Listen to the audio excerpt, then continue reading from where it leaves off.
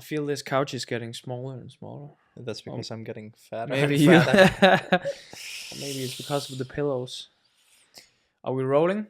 Both cameras rolling. The sound is rolling. We're low on battery. We'll change it halfway through. Yeah. Should I do the introduction? Of course, that's your job. I'm rusty. You're paid to do that. Nah, Not I'm really. actually not. But guys, welcome back to another episode of the Badminton Experience, episode 60. Correct. It's actually not that impressive when I think about that. We have been doing this. I think we started just prior to the Olympics last time. Yeah. A few months ahead of the Olympics last time. It's been 3 years and we have only done 60 episodes. I think we started during the last European Championships in football, because I remember I was wearing a national team shirt at your old That's place. right. Yeah. So that's 4 years ago. We need to do some new some new photos, like some press photos. But that's 15 episodes on average per year, if my math are correct. Yeah. 60 episodes in 4 years. Maybe it's decent. It's okay. It's all right. It is what it is. But we are back in our usual setting. It's good to do a kind of like a live episode, not just online. It's good to see you in person. Likewise, and we also have Babic here today. We have Oliver behind the camera, so it's good to have him back as well. I have a confession to make. Ooh, exciting start. I came almost straight from practice and I haven't showered yet. So it's fine. I'm usually actually the smelly one, so it's fine. So maybe today it's not so good for you that it's that we do it in person. But I'll go to the shower right after this. But that actually also means that you lied like half an hour ago. You said in the group text message we have that you were gonna take a shower. Yeah. But I was eating lunch, so I didn't have the time to do it. I rushed from training to the physio, back home, made my lunch, ate it. And then you guys arrived, then we talked a little bit. I had a coffee, so I haven't had time to shower. So it's fair enough, as long as you do it before the Olympics. Yeah, well, I will for sure. Yeah. Should we start there with the Olympics? I mean, I think we should start and finish there, because I guess that's all we got to talk about in this episode. Yeah, true. That's the only thing that's really up in the badminton world at the moment. Unless we come up with something along the way, maybe we want to talk about. I mean, there's a lot of interesting sports going on at the moment. Yeah, we'll skip that. Okay. Yeah. The Wimbledon just finished. But you have no knowledge about any other sports. So. I've actually been following a lot of sport the last few weeks. As mentioned, the Wimbledon, Tour de France, and the European football championships. It's been very, very fun actually. Yeah. And now the Olympics with all the other sports. Yeah. So it's a fantastic summer if you are into sports. Yeah. For sure. Yeah, definitely. I'm actually looking forward to watching the Olympics on TV. I haven't done that for the last 4 Olympics because of my commentator duties. So I am not since the Olympics in Beijing. Okay. Because I've been at the side commentating, and there haven't really been a lot of time to watch the Olympics on TV. So you have been attending the Olympics the last 3 times just as a commentator? Yeah. In London, Rio, and Tokyo. So when you go to these Olympics, you do not stay in the village, I assume. No, that's like a media village actually. Okay. So, but only for one of them I stayed in the media village, because twice of those 3 times the badminton arena has been a little bit outside of like the place where most of the arenas are. So I've been staying in normal hotels. Okay. But in Rio we stayed in the media village, and that meant I could actually get free access to all the other arenas as well. So in Rio I got to watch a bit of the other sports. So I guess usually they build like the athletes village from scratch. Do they also do that for the media village? Yeah. Wow. But the media village in Rio, it wasn't great. And it wasn't really finished. Like you would have like cores out of the walls and stuff. They haven't finished all the electricity and stuff, but it was fine. It had a bed and a TV screen, and that was it. Rate the 3 Olympics that you have attended, like from best to worst. The best is for sure the London one, because everything was like under control and there was a full crowd. Rio was also nice with the crowd, but it was a bit more chaotic because you just felt like they didn't really, like, it wasn't the same standards in terms of like security and everything. So you felt it was a little bit more chaotic. And Tokyo was nice, but there was no crowd. Yeah. So I really missed that when I was there. Yeah, me too. Yeah. Me too. Well, this one will be very exciting in Paris. Fantastic city. I love Paris. We go there at least once every year for the French Open. Yeah, French Open is usually played later in the year, but earlier this year it was played in the exact arena where we are going to play the Olympics as well, the Adidas Arena. So it feels like it's not even been that long since we were there. I mean, When did you play? In March? It was just prior to the All England, right? Yeah, so in March. Yeah. So just remind us, like, what was the arena like?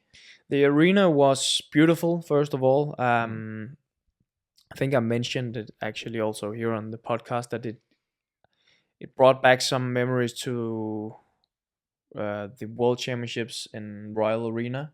So I got some Royal Arena vibes from the arena. It was beautiful for sure.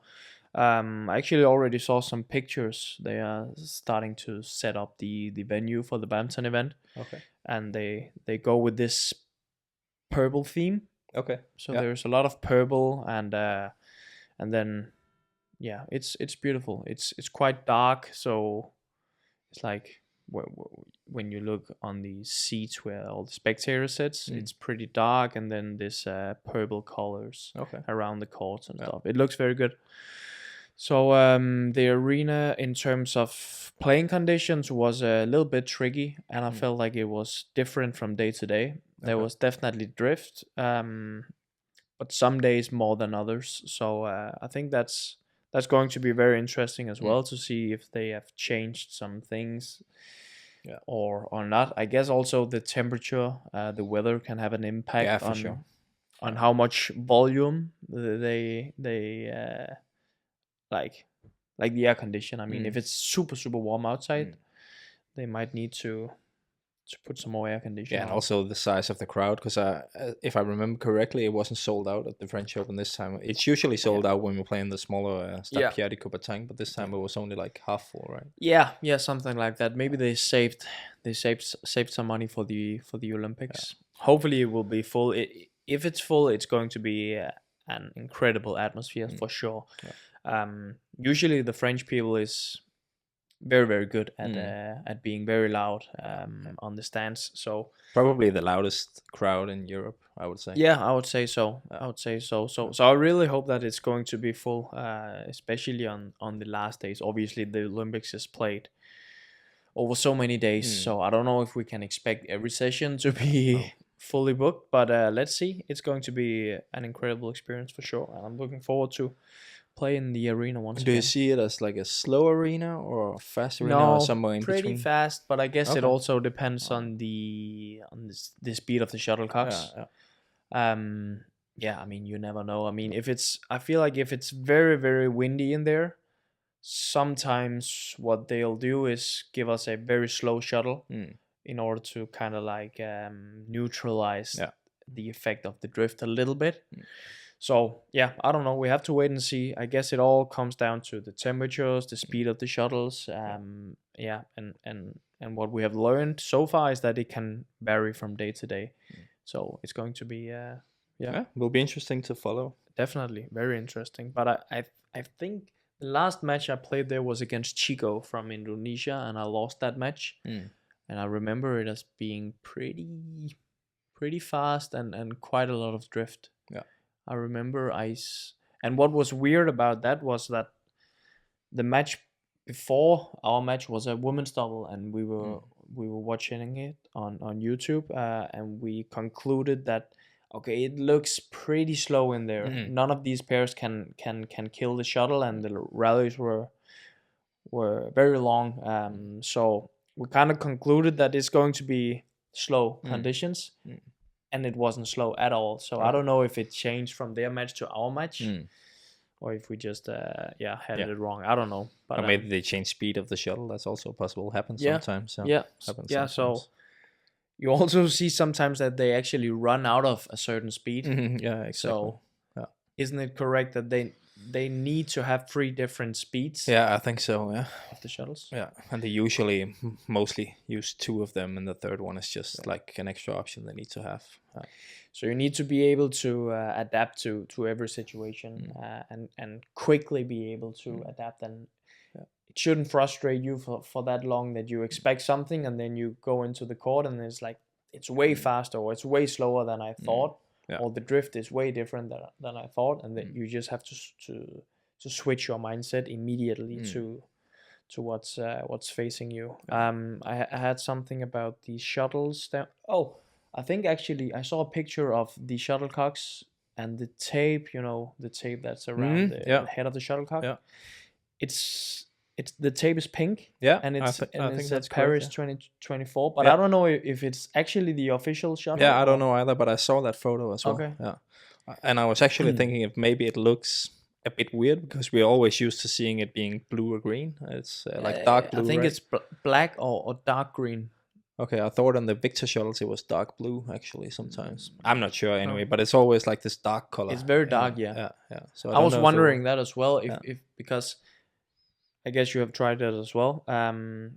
If the tape falls off the shuttle and it's just all white, and it misses that tape, it looks so weird. Yeah, you cannot play with that. No, you cannot play with it. You need to change it immediately. And it's not because the shuttle is flying differently or bad or no. It just visually just looks so wrong. And I was also wondering if the fact that it's pink and not very dark, if that can distract your eyes a little bit, or we'll have to wait and see if it's the official shuttle. Small details. But anyway, we are recording this on Tuesday the 17th. Is that correct? 17th, something like that. Maybe. Yeah. Let me check. So 16th. 16th. All right. So we are a little bit less than 2 weeks away from the start. Yeah. No, I guess it will start in 1.5 weeks. 1.5 weeks.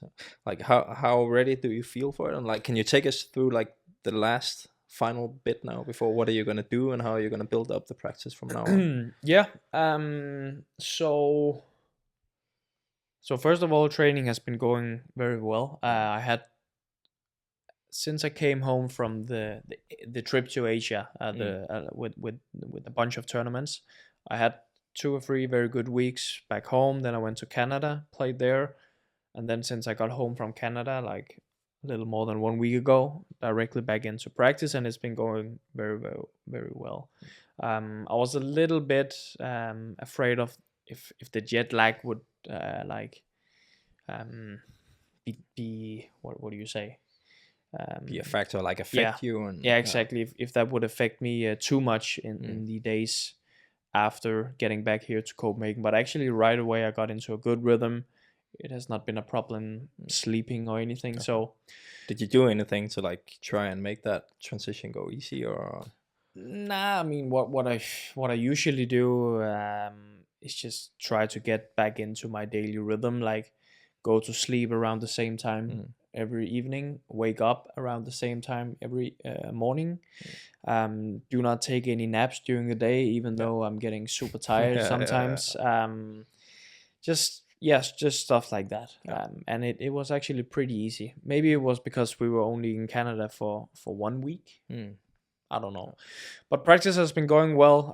We have Victor here, Rasmus, Mads, and we have a bunch of younger guys as well. I think in the age group of like 18 to 23 or something. So we have a good group out in Brøndby right now. The practice is very good. My body is feeling great. I'm definitely in good shape, good condition physically. I just saw Anders without his shirt on as well, and you look in good shape. I would say I feel in good shape, that's for sure. So but as we know, badminton is it's not just physical. It's like 80% mental as well. I mean, how many times haven't you had like a horrible preparation for something and then it ends up going very well, maybe because you enter the event with less expectation. And then also the opposite way around, where you feel like you have done everything right in preparation and then it just doesn't work for you in the actual tournament. So yeah, it's such a classic. I was actually I was in this Badminton Weekly show, and I had to like talk about your chances and your build up with how you did in Canada Open. And I was trying to find the positive and like losing early, and I said exactly that like sometimes when you don't do so well leading up to it, you loosen a bit of the pressure, and it gets better. So are you also looking at it that way, or like how do you think back on Canada Open? On Canada Open, yeah, I tried to find the positives from it. I lost 21-19 in the third game to a very well playing Rajawat from India. So I felt like it was a few good matches. Got that feeling of some nerves and the intensity of playing match, which is just a little bit different compared to training matches. And then also it was kind of like, I wouldn't call it a holiday, but just to get away from the daily grind here in Copenhagen. I think that was very healthy for me as well. I saw some beautiful nature, and just it felt like a short vacation as well. So mentally to switch environment was very good for me. And as mentioned, it has not been a problem getting back to training with jet lag and stuff like that. So even though I lost in the quarterfinal, I was very happy that I went to Canada. A beautiful place. Had never been there before. But in terms of my level over there, it wasn't very, very good. But wasn't super bad either. So I'm happy with the matches that I got. And you're confident it doesn't mean that your level will not be good in Paris? No, not at all. I mean, Rajawat is a very, very good player, and on that day he had I would say all the margins on his side, and I didn't had any in my favor at all. Did you see the match point? Yeah, I did. Where he hits a smash and it takes the net and tumbles over. I feel like that sums up the match pretty well. So your reaction to the coach, which is Kenneth in that match, right, is also like, what can I do? What can I do? Yeah. In that situation, there's absolutely nothing I can do. Yeah, of course. But I will say though, in that rally at the net, early in the rally, I hit it twice. Okay. So it was kind of like, he deserved that. I actually already lost the point, but the umpire didn't see it. Or he told me after that he was in doubt. Yeah. Okay. The fun thing about it is that he actually did the same a few shots later, where he also hit it twice. Okay. We talked about it on the way leaving the. I said that we. So both, in the same rally, in the same rally, I told him we both hit it twice in the last one, and he said yes. And then the umpire, he heard us and he said, I was in doubt whether you hit it twice. And then I said, but you didn't doubt that he did it, or I guess he just missed that one completely. But no, I mean, I don't think it will affect me at all. Sometimes it's, as you said, it's good to have like a less good experience leading up to. We talked about Jonathan Christie in the last episode, that maybe the fact that he did not do so well in the last few tournaments can be maybe something positive for him. Yeah, maybe. You need that slap in the face to like wake up. Do a little bit better. True. And he proved earlier this year that he is one of the guys to look out for. He will still be one of the favorites, even though he didn't perform well in the last two tournaments. Yeah. I think we might need to change the batteries actually. Let's change quickly. Yeah. We are back. We're back. Quick battery change. Maybe we need to do a third one. But maybe. We'll see. But now... Where did we get to? I don't remember, but I remember one thing that I wanted to ask, because you told me before we started recording that now the next few days you're actually going to be training a little bit differently, because you said you got back into the grind and did all like still some tough training and stuff, but now you're like switching into a different period in training. Yeah, so I think the first block here, the first 4 to 5 weeks, it's been a little bit more like a lot of basic exercises, like 2 against 1, 1 against 1 exercises, like defense, offense, transitions, whatever, everything that we work on, front court, everything. But now it's transitioning a little bit more into gameplay. So we play some more 2 against 1 matches, maybe with a few restrictions, like the if I'm playing against two players, there's certain things that they can't do or should do more of, and then we'll also start to play some more like classic match, one against one. Yeah. So that'll be good. And this week we'll have some special guests.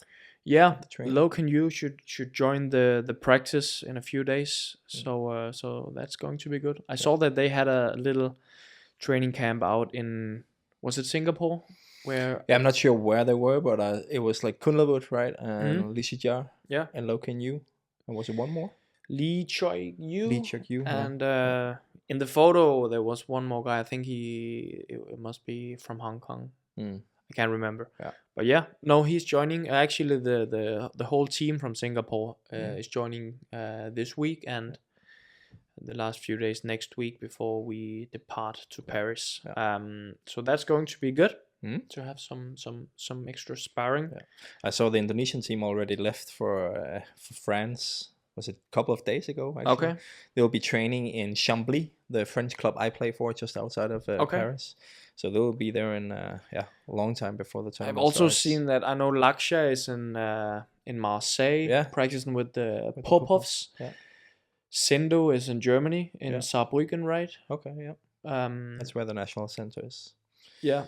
So I think she's there practicing, and they went like a few weeks ago also. So I guess to get adapted to the time zone and the climate and everything, and don't have to make that travel very close to the event.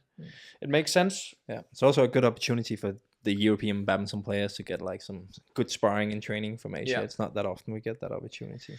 But we see that quite a lot these days, like also with more and more players going independent. And I also saw that there was a group of Danish players, younger players, joining the practice in Hong Kong, actually. Three guys who we used to have here in Copenhagen. Still have them, but I think they went for a trip to Hong Kong. Camp, I know one of them has a Chinese coach who has good connections in Hong Kong. Okay.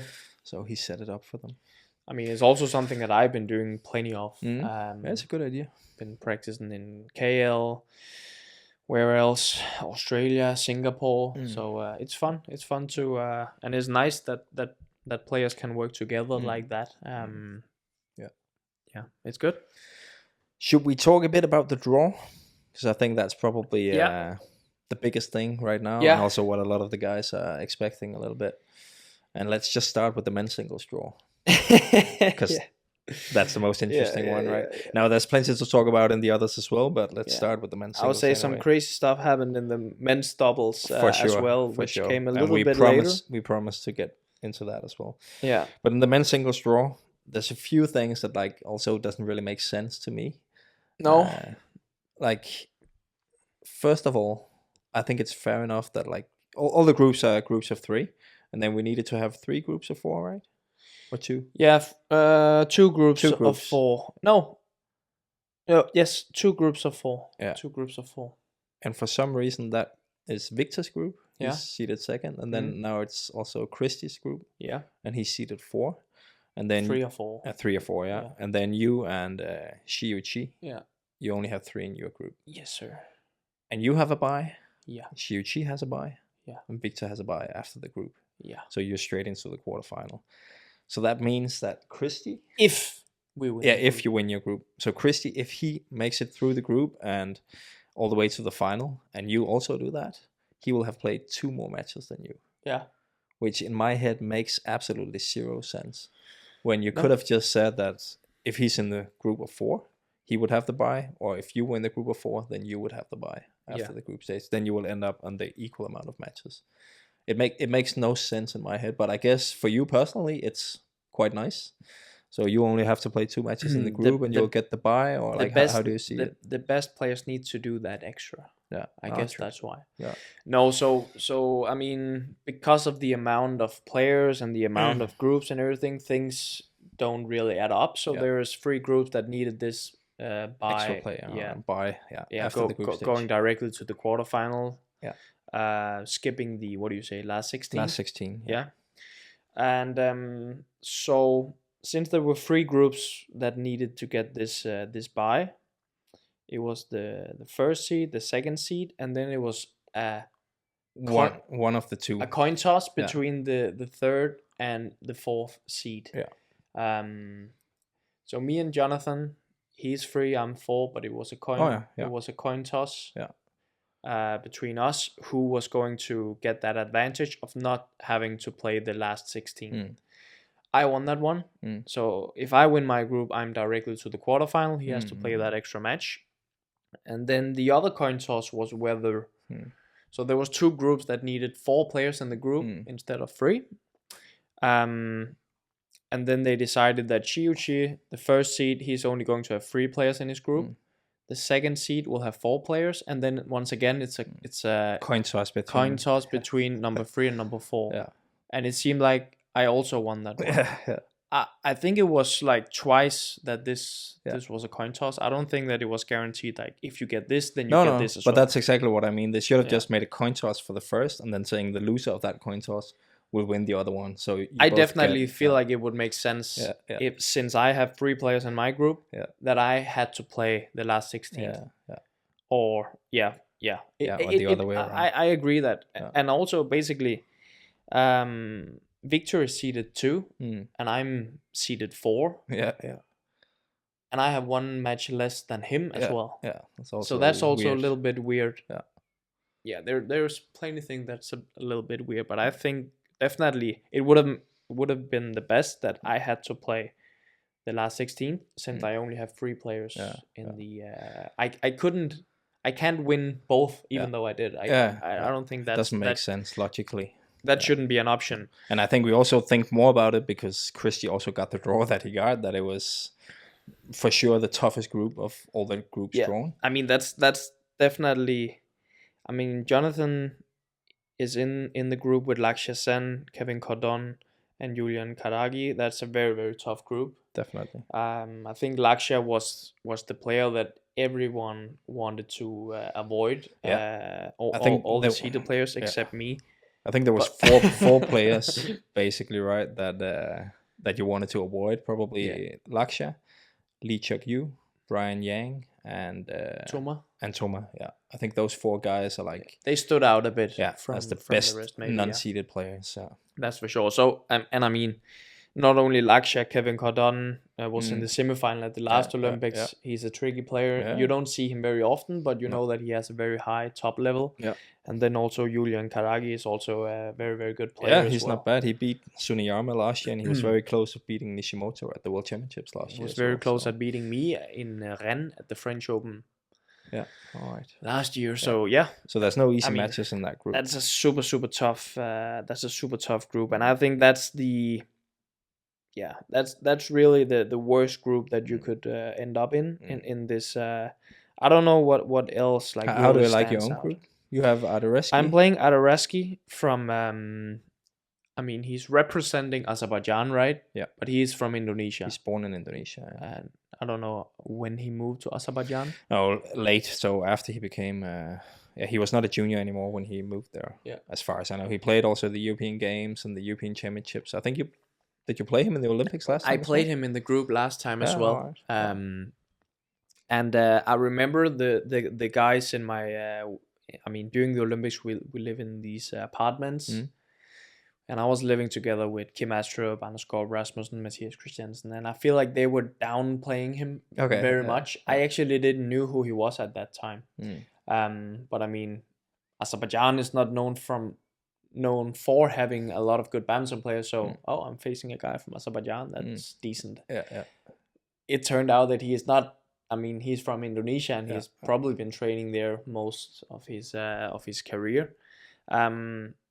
So I was able to win when I faced him, but I remember during the match I was like, he's playing quite good, and it really annoyed me that the guys on my room had downplayed his level so much. I was getting very frustrated on the court about it. Like, fuck these guys. So I know he has a very high top level. He defeated Magnus Johannesson in the European Championships just a few months ago. So it's definitely not a player that you can go easy on. That's 100% certain. The other guy in my group is Philemon Valentine Collins. from Austria. Yeah. And who's- he's not from Austria. He's not from Austria He's from originally. Romania, Yeah, right? he only just got his passport like 1 month ago, actually. So it's the first That's time good he's gonna. timing. Yeah, it's the first time he's going to represent Austria. Also, he didn't play European Championships or World Championships because he's from Romania, Yeah. born by a Nigerian dad actually, and Romanian mom. So I know him pretty well because I went to Austria just 1 week ago to spar with him. That's I gave- actually insane. Yeah, I mean, it is. you It's just quite a coincidence. It was before the draw, so I didn't know okay. that he was gonna play you. What if the draw had came out just a little prior? Then I would- Would you still have went I would there? still have done it, but then I would demand a bit more money. Yeah, Good. Yeah, no, I would still do it for sure. It was good training for me as well, and it was fun to go there. So, but yeah, I think he qualified on the last spot actually. Okay. He only got to go there because Toma is playing 2 categories: Seo from Korea and Vincent Chiu from the States. So those 3 guys opened up 3 extra spots in men's singles. Okay. Because they qualified in 2 events. Okay. And then Kaljau, he qualified, but the federation said no. So that opened 1 extra spot. And then we had Danilo Bosniuk from Ukraine. He was removed like 1 week before the deadline because he got a match fixing sentence. So because of all those things happening, they ended up inviting Collins. Okay. So he's on the very last spot in the Olympics. But I wouldn't say he's the worst guy in the draw. Actually. No. He has a big smash. I remember his name from when I was a youth player. Yeah. I think maybe he's 1 year, I don't know, older or younger than me. Or something. I think younger. I think he's 26. You're 27 okay. now. Yeah, 1 year younger Yeah. than. So Yeah. I don't know him that well, but I'm very happy that you went and sparred with him, so I can get all the infos on how he's playing. We'll just see who pays the most to get info. But I would say overall I can't be disappointed with my draw. I mean, if the alternative was Jonathan's draw, I'm super lucky with this one because he is the one having to play the last 16. He's the one with 3 players in the group, and he got a horrible group. Yeah. So if that's the alternative, I can't. You will take this one. I can't be sad about mine. Yeah. If I am to advance to the quarterfinal, I'm going to face the winner of Group G, Group H, and in those groups is Lisi Jia in Group G, and H is I would say Anthony Ginting is there, but also Toma Junior Popov. Yeah. That's for me actually the only other group I find not the only, but of the other groups, the one I find the most interesting, because I don't think it's given that Ginting is going to beat Toma. I mean, Toma has been playing some very good badminton lately. He did well in Indonesia Open. He was that close to beating Xiu Qi, I would say. I think he was leading something like 17-15 in the 3rd game. Actually, at that point, I was watching the match live in the arena, and I said, I actually think he's going to win now. Then he lost 6 in a row. But I mean, he's been playing very well. He defeated Rasmus Gemge. He defeated Sue Wang and defeated Victor also at the European Championship to qualify. And I remember they played a 3-game match at the French Open last year, 2023. Yeah, not the one played in the Olympic arena, but the one prior to that. Yeah, and it was 19 in the 3rd, actually, that one. Okay. And I think like with Ginting, there will be a lot of pressure because he's from Indonesia. There's high expectations. He's the guy who's higher seeded, and it is still the only sport where the Indonesians are really performing well at the Olympics. So I think he's going in with a lot more pressure, and he hasn't had the greatest year so far. I know he made the All England final, but apart from that, it's been very much up and down. And again, with Toma, I also feel like he's one of the guys that if the crowd gets really into the match, that he's maybe growing a little bit from it. So I expect him to have pretty good support. So I'm really excited to see that one. I think it could be a potential surprise. But you could see it go both ways. Yeah, for sure. In terms of the what the fact that he's on home soil does to him. I mean, it could also make him maybe even more tense, a little bit more nervous, feeling the pressure, like really wanting to perform. But it could also like really hype him up. Yeah, for sure. And he's an emotional guy. Yeah, he likes to bring a lot of energy to the court. So you could see the fact that he's on home soil being an advantage for him. So that's definitely one of the more interesting group matches. I would say. Yeah. Who do you think? Let's say Lee Sijia and Anthony ends up facing each other. Who do you think will play either Adaraski, Philemon Valting Collins, or Anders Thompson in the quarterfinal? I think I will have to go with Lisidjar. Do you know their head-to-head? No. 5-1 Ginting. Okay, I didn't know. I was basically just going off their current form this year, where I feel like Lisidjar, for the last couple of months, he's been really dangerous, and he must go into the Olympics with a lot of confidence as well. But yeah, with a 5-1, but also with the pressure of an entire country on his back. Yeah, that's true. It will be a high pressure match, that's for sure. Probably one of the most high pressure ones in terms of expectations from fans and country. Yeah, Malaysia versus Indonesia. That's two very, very like. But if you put me on the spot right now, I would still say Lee Sijia.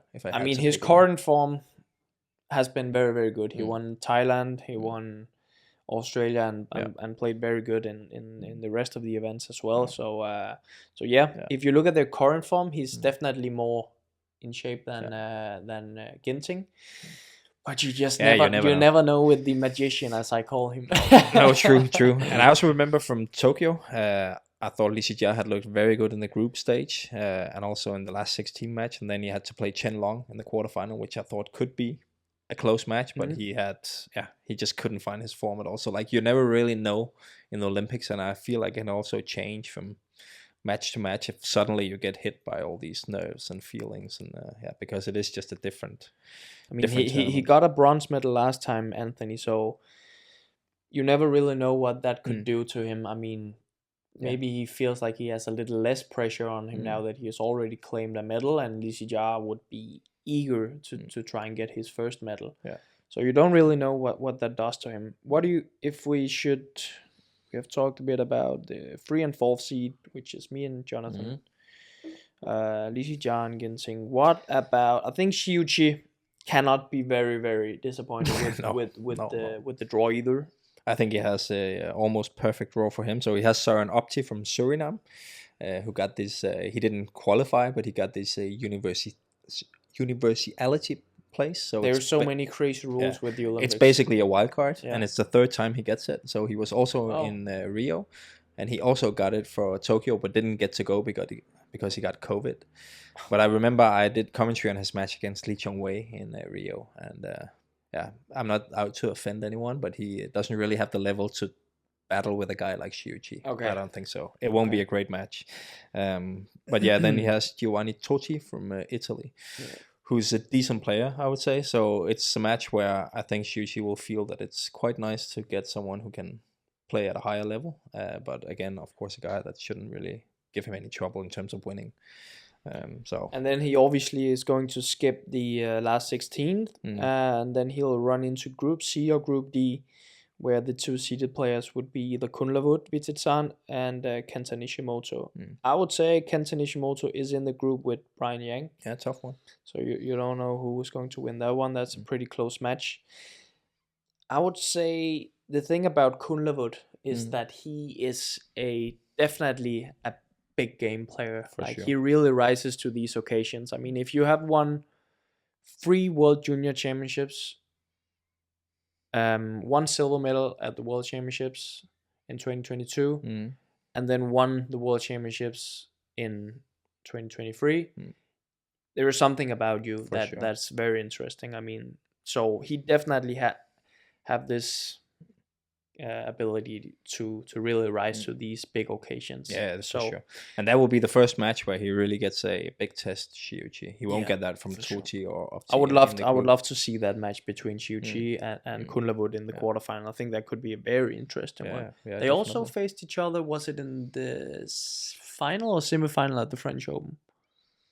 Was it the final? Maybe? I don't remember. I have a feeling it was in the. I don't know. Did Chico go all the way to the final in French? I don't know. No? I have no idea, basically. It doesn't seem like you. I mean, no. I have no idea. Maybe the guys can help us. Fair enough. Definitely a match to look forward to. But I think in general, like with all the guys seeded from 5 to 8, the differences level is not really big. So I think you could say that no matter who you got in that quarterfinal, it would be like an interesting matchup. Yeah. I don't think it would be better to have who are the other guys like Li Shifeng and Ginting, of course, and who's the last one? Hanoi, Kodai. Kodai. Yeah. So he's seeded 5. So I think with all those guys, it's almost a coin toss, like who you get.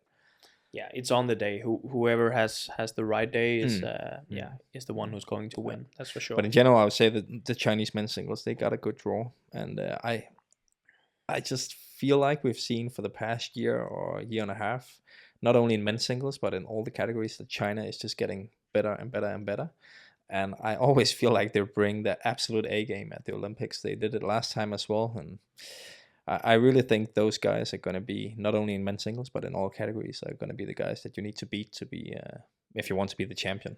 That's usually how it goes. I mean, you can always see it in the tournaments leading up to. Like China was dominating at the Indonesia Open, right? So they're definitely showing up in shape. That's for sure. He is also Xiuqi. He is my favorite for the gold. He is. Yeah. I would like it to be you, but you're not my favorite. I hope you win, but you're not my favorite. That's a big statement. You see him as a, let's say Victor and him face each other in the final. You have Xiuqi? Right now, I would. Of course, it depends on how the tournament looks. I can get a different impression of Victor, but with the year he's had and with the struggles he's had with his injuries, I would have Xiuqi right now as a favorite. Yeah. Also, knowing that I have been sparring with Victor this whole period, like really building him up. Yeah, I would say that actually takes his chances a bit down. Fair enough. Yeah, fair enough. Slow training.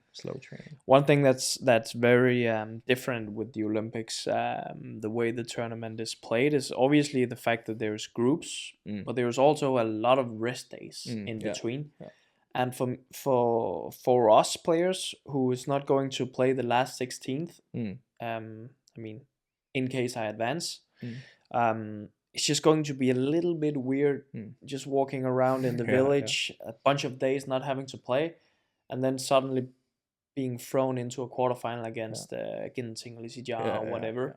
And it's like, I played 4 days ago against a guy not on that level. And then it's almost like a new tournament starts. Yeah, basically. Exactly. So that's one thing that I'm preparing for a little bit mentally, like trying. I don't know. Of course, and the schedule is not out yet, but I guess you could get 3 days off perhaps after your final group match before Maybe. I'm not 100% sure, but it's definitely different. But I would say in general, I like the fact that there's rest days. I think that will make the quality of every single match better.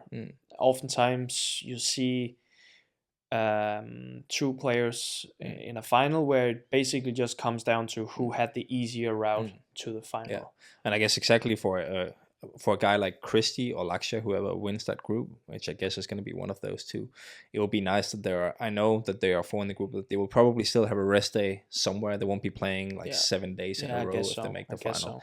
So in their case, it's really worth a lot to have those rest days after a top group stage. So that was a bit about men's single. We did not touch on Kodai, Zhou Qinchin, Hanoi. There's Lo Ken Yu, Li Shifeng. There's plenty of interesting matchups in there. As a fan, as an employee of badminton, I'm just looking forward to all these matches. But you're mostly just looking forward to playing yourself. That's fair enough.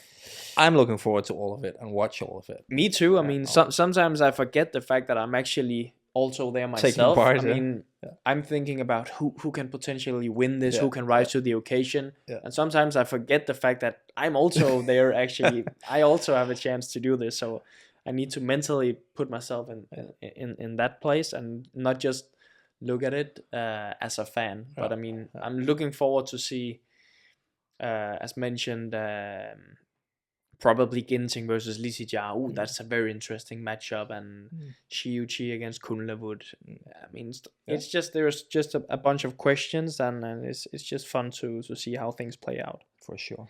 And we will for sure record an episode after the Olympics talking about all the action. Yeah, unless I lose in the group, then I might disappear for a few months. Then I'll do a solo episode with Babic. do that. I will watch that. And it's not really a solo episode if I do it with Babic. He can just sit beside you and not say anything. Yeah. Yesterday, the draw for the men's double came out, Yes. it was a little bit postponed because of this French pair that got a wild card because of some miscalculations and Crazy story. I don't even think we should get into it, but matter of fact is that there is one extra pair now in the men's doubles, which means that there are 4 groups, 3 groups with 4 players, 1 group with 5 pairs, not players, pairs. Yeah. And I guess the thing that really stood out in that draw is Group D. Where we have our Danish friends. D for death. Group of death. The group of death. So Kim Astrup and Anders Skov Rasmussen, our 2 Danish friends and compatriots. And friends of the podcast. They've been on a couple of times. Yeah, both of them a couple of times. They got the group of death. Yeah.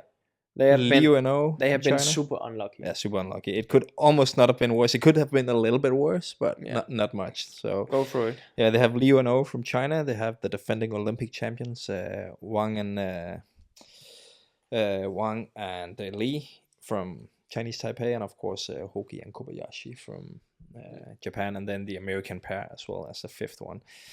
So I think like they're just unlucky because there's 4 seedings only in men's doubles, so or in all the doubles categories. So you could basically get the number 5, 6, 7, and 8 in your group. Yeah.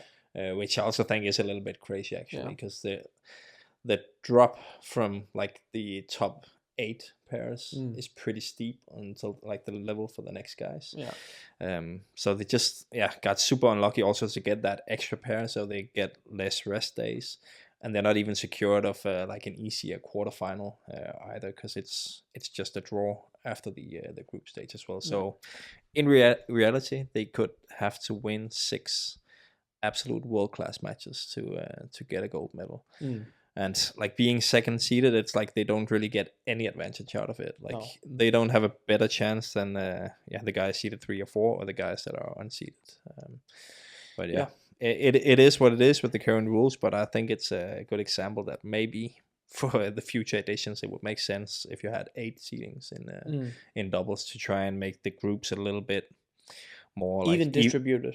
Evenly balanced. Because I really don't feel like that now. The other 3 groups, they have But it's the same in men's singles, right? I mean, there's 13 groups, and you could be unlucky and have number 14, 15, 16. Yeah, for sure. So there could be more, could also more seeding layers. Yeah.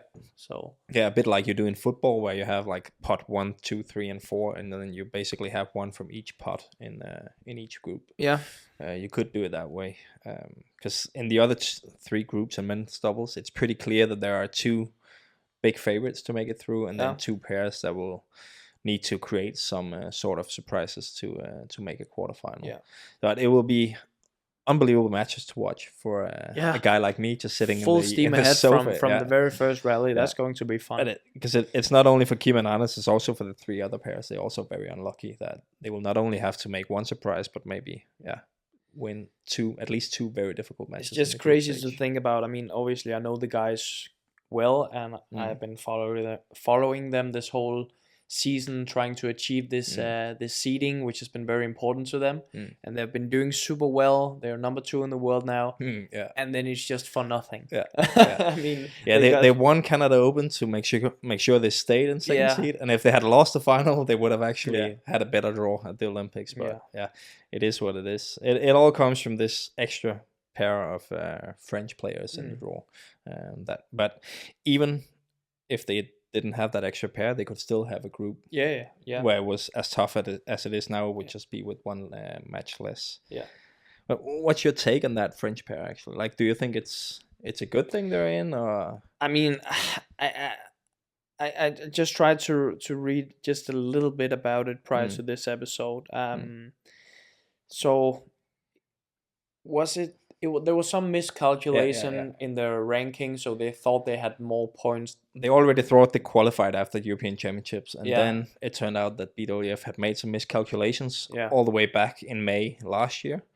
So when they corrected it, it showed that the Popov brothers had qualified instead, and BWF said sorry, but they couldn't do anything, and the Popovs qualified. But then Covey and Labar from France took it to CAS, so this court in or is it in Holland or somewhere like this international sports court, huh? Switzerland maybe. Okay.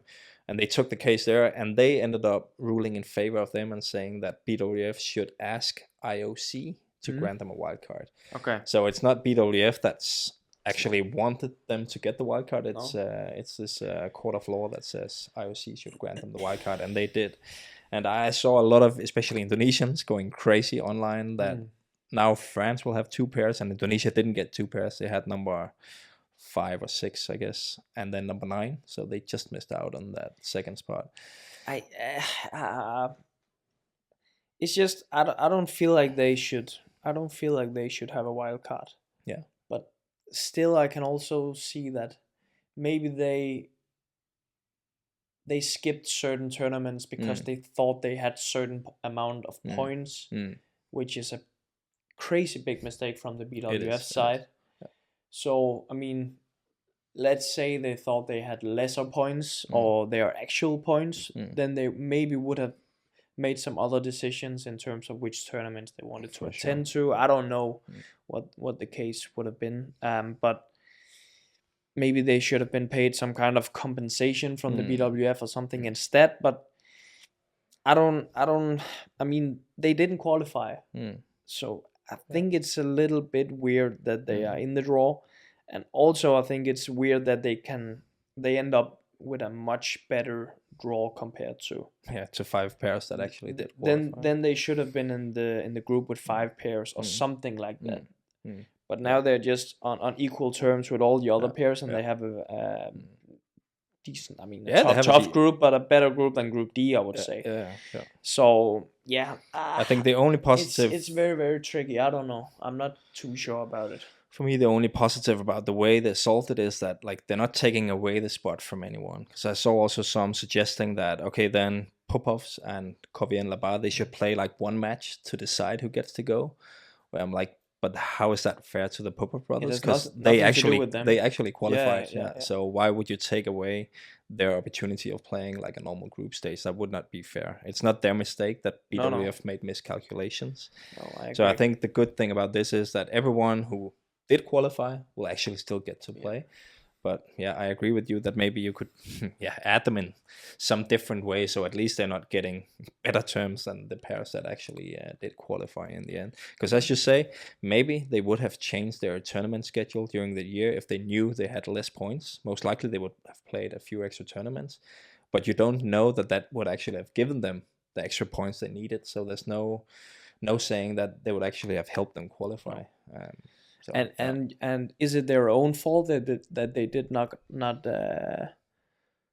double check the points? Double check the that's points another thing. Many months prior to, or I mean, I don't know if the points I've got from the team events is exactly correct. I didn't check either. I don't know if that's something people do in general. I mean, no, I think it depends on what kind of person you are. I would check for sure. Right now, I'm 200 points away from the number 3 spot in the world. Jonathan is above me. Yeah. I haven't calculated whether there's a mistake in mine or in his points. Yeah. No. Or in some player that he defeated at a team event. Yeah. You know, let's say I beat a guy in a team event that actually had less points that he was supposed to. Yeah. Then I do not have the points that that's true. That's true. I mean, and then you can keep going and keep going. I mean, I don't know. It's just a crazy mistake by BWF. We can all agree on that for sure. It is. It's not good, but it is what it is now. I mean, it's not like I'm super mad about the fact that they are. No. Me neither. I think it's nice for Labar and Covey that they get this experience also at home, and they also fought hard for it. So I don't feel like they have nothing to do there. But as you said, like they didn't qualify. But the fact that they fought hard is not a very good argument. A lot of players fought hard to get there. Definitely. I have no idea about the other categories. I do. I'm looking forward to the women's singles. Yeah, For sure, that's going to be interesting. I actually don't think there's any groups in the women's singles that are like really, really tough. I think it's very evenly balanced. Okay. I think it's a little bit the same in mixed, where two of the groups are a little bit tougher, but in general, the level in the mixed doubles is very high. There's not a lot of not so good pairs in it, so all of the groups are quite interesting. But I think the only other group in all the other categories that are like really, really crazy is in the women's doubles actually. Okay. Group A has Chen and Jia from China. Mm. It has the second pair from Japan. Now I forgot the name. Is it Nagahara and her partner? I think We so. got it right here. Yeah. So it's Wakana. Matsumoto and Nagahara, and then it's Perlitan and Tina from Malaysia, and then it's the defending Olympic champion Rahayu and her new partner Ramadanti. So that's like 4 absolute world-class players, 4 pairs that belong in top 10, I would say. So that's going to be like unreal matches already from the start, and then you have a like Group B, where I would say the Stoyeva sisters from Bulgaria are actually favored to make it through. So there's a big difference in terms of the level in those groups. So again, a good example of why it would be nice to have at least 2 seats in each group to divide it a little bit more evenly. Yeah, makes sense. Yeah. So that one is going to be interesting to follow if you like women's doubles. And I actually do when it's that kind of level. Would you prefer this format with groups, or would you prefer just like a regular tournament knockout? I like the group the group system. Actually, I think it gives a lot of good matches and a lot of tension, and I think also from some of the players that won't get that doesn't really have a big chance of making it far. I think it's nice you get to play a couple of matches at the Olympics. I wouldn't like it for all tournaments, but for the Olympics, I think it suits quite well. Yeah, the Olympics is different in every way. It is. It is. Will An Se-young win the last? I mean, the last title that she needs in order to have absolutely everything on her resume. If you had asked me like 6 months ago, then I would have said yes, but my answer is going to be no. No? Yeah, I think it would be Chen Yufei. You think the Chinese will rise to the occasion once again? I think and she won it once already, so she has less pressure, and I think she's been very even with An Se-young for the past 6 months. Also beaten her in a final. Was it in Indonesia? She beat her. It's one of the last. They played each other 2 finals in a row. They won one each. And I think the way that the Korean Badminton Association has handled An Se-young over the past 6 months has also been very weird with all her injuries. So maybe she'll show up with no bandage on the knee. Now she's had a long period for training, so we'll see. That would be a shock for her opponent. Yeah, if she shows up with no bandage on the knee. Then they're like, damn it. I still think she's probably the best player, but with all the things taken into consideration, my bet would be Chen Yufei, and then An Se-young and Caroline Marin in the next group of players. You can never rule out an Olympics like this. It's going to be so interesting to follow Caroline Marin. I know we've had a few comments in the previous episodes that like we are talking up Caroline a little bit too much, but I just think her track record in World Championships and Olympics, it speaks for itself. Yeah, it's crazy. I mean, don't rule her out, guys. I got Carolina. You got her? Yeah, I got Carolina. Okay. It's Tai Tzu Ying's very last tournament, as far as I'm. Yeah, I know she's retiring this year. I don't know if it's the last tournament. Is it? Okay. Yeah. Okay. Maybe. Maybe it's the end of the year. I don't know. Yeah, I don't know. I actually thought that this was going to be her last tournament. That she would retire after the Olympics. Yeah. But I also heard those rumors prior to the previous Olympics. True. So I don't know what the situation is, but this time Victor's official social media channels actually put out a video that this is her last dance. So I think it's pretty official that she's retiring. She'll call this it year. Yeah.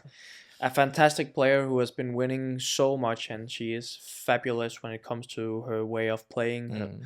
Her way of moving, her technique is outstanding. But she has never won like one of these big events, right? She's World Championships or Olympics, no. But she placed second in both.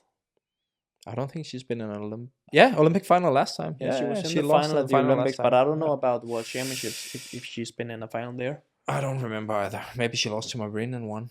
No, she didn't.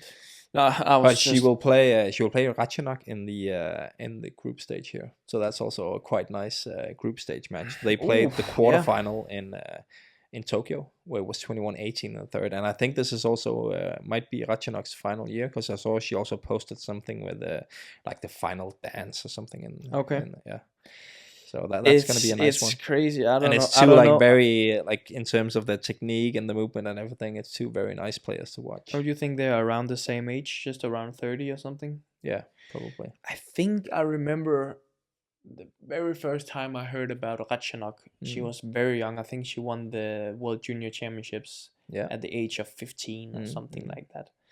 You see that with some of the Thai players that they really show up very, very early in their career. Ratchanok is the youngest women's singles winner of the World Championships. Okay. She won it in China when she was only just turned 18 back in 2013. Okay. Which is also crazy to think about it. So and they have another one on the rise, right? Yeah, I think they have a couple of ones actually, but yeah, I don't remember the name of. They have a young one who's showing really a lot of potential. I think she won the World Junior Championships. Yeah. I don't remember the name. She's super young as well. Yeah. Anyways, I don't know. It's going to be very interesting to follow that as well, and I mean that sincerely.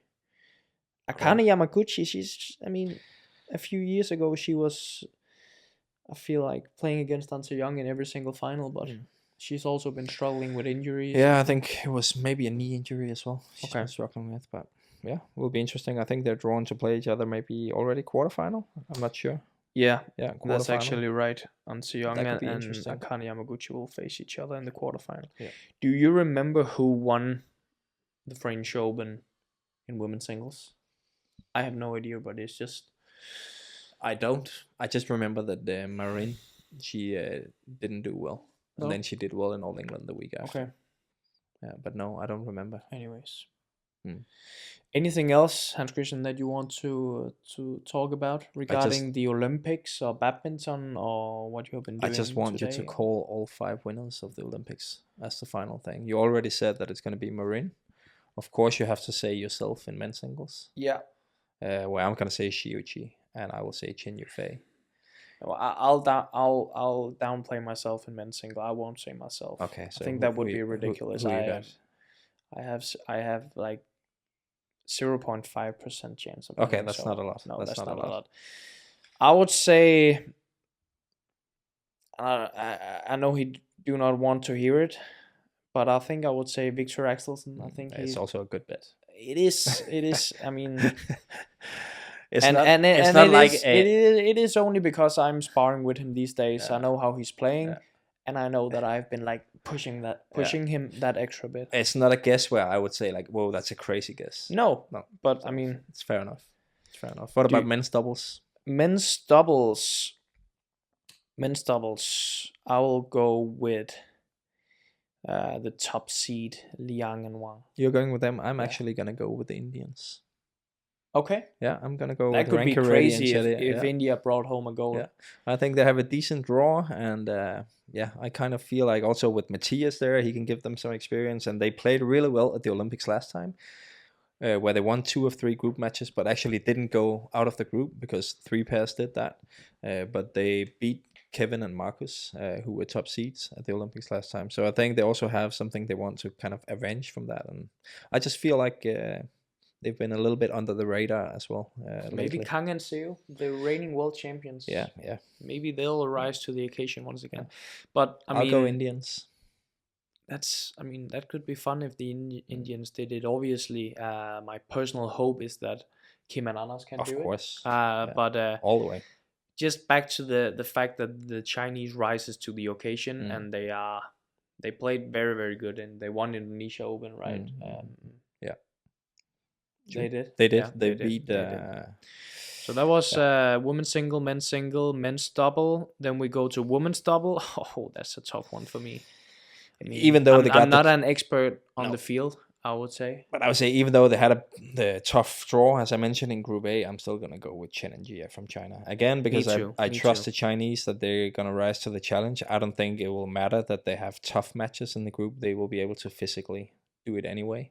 And they will also have rest days. So just because you go with Chen and Jia, I will go with another Chinese pair, Liu and Tan. Yeah, exciting. You just so we do not pick the same ones. Do I you mean, I even- would have probably chosen Chen and Jia, but just to make it a bit more fun, I'll go with the just the other a follow-up question. Do you know what those two look like? Yeah, Okay, all right, fair enough. machines. I do. Okay, They fair faced each other in Indonesia Open, right? enough. I don't know. I'm just messing with you. Mixed doubles. Mixed doubles. Oh, You get to choose first. I'll pick first. I mean, it's almost too boring to say Sheng Shi Wei. Yeah, But he's a machine as well. he is. I will go with Sheng Shi Wei. Yeah, that's also my pick. So I need to pick someone else. And That's Huang, not good. how do you say the last name? Yeah, Huang Yaqiong. I Yaqiong. think so. Then you can take the other Chinese player. Yeah, but I don't really trust the guy in the other mixed double. So I think Huang Dongping. You don't trust him on like a personal level. Or if No, you no, borrow just him as money. no, just in terms of badminton. Okay. So, but you have a reigning Olympic champion in that constellation. yeah, Huang Dongping. Yeah. So, no, then I'll just go with the Koreans, Seo and Che. Okay. Even though I think it's gonna be Sheng Shui, but I'll pick the Koreans. I think they have a decent draw, and I think Seo, he's a reigning world champion. Yeah, in both categories actually. So I'll go with them. But how crazy! I feel like you're gonna get this one. If he does the double once again, how crazy would that be? He's not gonna do that. But if he does that, then he's a legend already. Maybe the biggest legend in men's doubles. In doubles. Just the biggest legend in general. If you do the double, yeah, how can you beat that? Yeah, by doing a triple at some point. Maybe. And I think it's because he came from men's single. I remember first time I saw him, he was playing men's single. Yeah.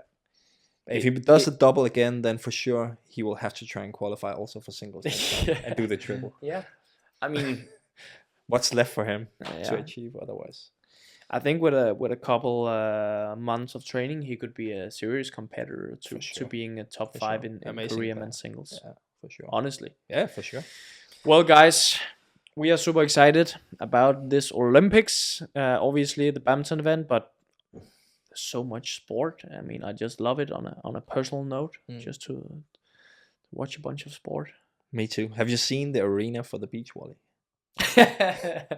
No, it's amazing. It's right in front of the Eiffel Tower. And so when you're sitting on one of the sides as a spectator, you're looking at the court, and then if you look up, it's like the Eiffel Tower is right next to it. I actually saw that. Yeah, looks really iconic. That's I don't really care about beach volley, but I might. But those seats, those seats should be way more expensive compared to the other side. Yeah, where you're sitting with your back to the Eiffel Tower. True. You can buy tickets with the Eiffel Tower view. Yeah. Or not. Yeah. True. Well, guys, give us your predictions on who you think or who you cheer for the Olympics. Who will win the different categories? Yeah, it's going to be interesting. And next time we do an episode, we are much more. I mean, I guess we got all the answers at that point. So and hopefully you'll have a nice medal around your neck. Yeah, that could be nice as well. That would be nice. And if I don't, then I'll just try and win the Japan Open a few weeks later. Yeah, why not? Yeah. Same. Exactly. Yeah. Guys, thanks for watching and listening to this episode of the Badminton Experience. If you haven't done it, please subscribe to our YouTube channel. Follow us on Instagram as well, the Badminton Experience. And I guess that's it. Leave a comment, leave a like, and stay tuned for the next one. Bye, guys.